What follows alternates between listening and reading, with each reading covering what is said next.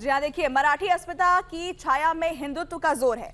मराठी धरा पर अयोध्या चलो का शोर है। जी हाँ, ठाकरे परिवार के दो दिग्गज आमने सामने आ गए, जिसमें एक और है लाउड स्पीकर से अजान तो जय हनुमान पर ताल ठोक रहे हैं राज ठाकरे, तो दूसरी ओर महाराष्ट्र के सीएम और शिवसेना अध्यक्ष उद्धव ठाकरे, दोनों भाइयों के बीच सियासी अदावत के नए नए रंग देखने को मिल रहे हैं। जी हाँ, नए नए दाव आजमाए जा रहे हैं। हिंदुत्व की पिच पर राज ठाकरे खुद को फायर ब्रांड स्थापित करना चाहते हैं, तो जवाब में उद्धव भी मोर्चे पर उतरा है। ये पूरी रिपोर्ट देखिए।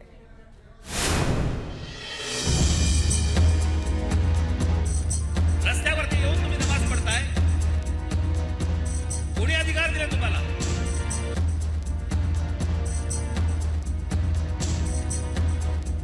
लाउड स्पीकर हा सामाजिक विषय, हा धार्मिक विषय नव्हे। धर्म को लेकर अंधा नहीं हूँ, मुझे धर्म का अभिमान है। मुंबई में शिवाजी महाराज टर्मिनस के सामने लगा राज ठाकरे का ये पोस्टर और पोस्टर पर लिखी ये इबारत महाराष्ट्र में ठाकरे बनाम ठाकरे की मुनादी है। कांग्रेस और एनसीपी के साथ सरकार बनाने के बाद उद्धव के हिंदुत्व की जो लौ मध्यम पड़ गई थी, अब उसी हिंदुत्व की अलग जगाने निकले हैं राज ठाकरे।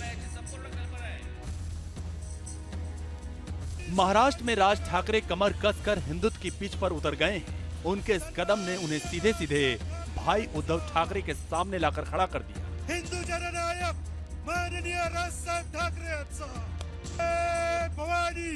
दोनों ठाकरे भाइयों के सियासी दंगल के बीच में है जय श्री राम का जय घोष, श्री राम के परम भक्त जय हनुमान की महासाधना और हिंदुत्व का फायर ब्रांड बनने की दौड़।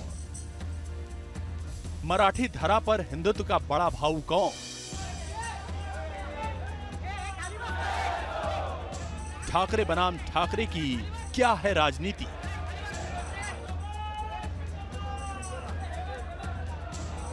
महाराष्ट्र का औरंगाबाद हिंदुत्व के बैटल ग्राउंड का फ्रंट भर है। ठाकरे बनाम ठाकरे की अदावत तो औरंगाबाद से मुंबई और मुंबई से अयोध्या तक पहुंचेगी।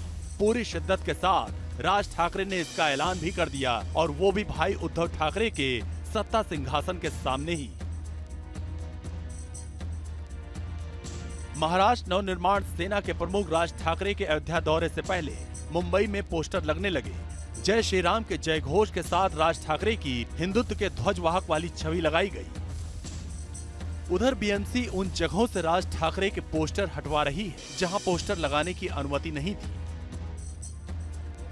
महाराष्ट्र नवनिर्माण सेना के अध्यक्ष राज ठाकरे के पूरे मुंबई भर में पोस्टर्स लगे थे, जिन्हें मुंबई पुलिस और बीएमसी की मदद से हटाया जा रहा है। इस वक्त हम ऐसे ही एक पोस्टर के सामने खड़े थे, लेकिन इससे पहले कि ये शूट हो पाता, मुंबई पुलिस ने यहाँ के पोस्टर जो है वो हटा दिए हैं। आप देख सकते हैं यहाँ पर महाराष्ट्र नवनिर्माण सेना का झंडा भी है, और यहाँ पर आप देख सकते हैं कि झंडा लगा दिया है और वो रखे रहने दिया है। और आप देख सकते हैं कि उनके ये पोस्टर्स पूरे मुंबई भर में लगे थे, लेकिन मुंबई पुलिस ने मुंबई बीएमसी की मदद से ये पोस्टर्स हटा दिए हैं।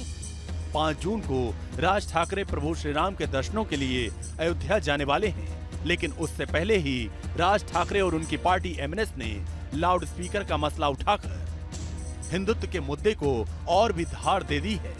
महाराष्ट्र नवनिर्माण सेना 5 जून को ऐतिहासिक दिन करार दे रही है।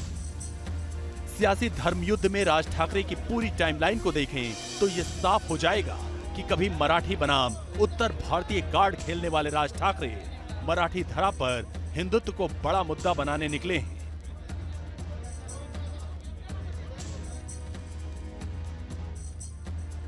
1 मई को औरंगाबाद में राज ठाकरे ने रैली की। इस सीट पर ओवैसी की पार्टी का दबदबा है। 4 मई को लाउड स्पीकर से अजान से जय हनुमान तक की डेडलाइन है। 5 जून को अयोध्या जाएंगे राज ठाकरे, रामलला के दर्शन करेंगे। 6 जून को लखनऊ में योगी आदित्यनाथ से मुलाकात करेंगे। यूं तो ठाकरे भाइयों के सियासी रास्ते तो 17 साल पहले ही अलग हो गए थे।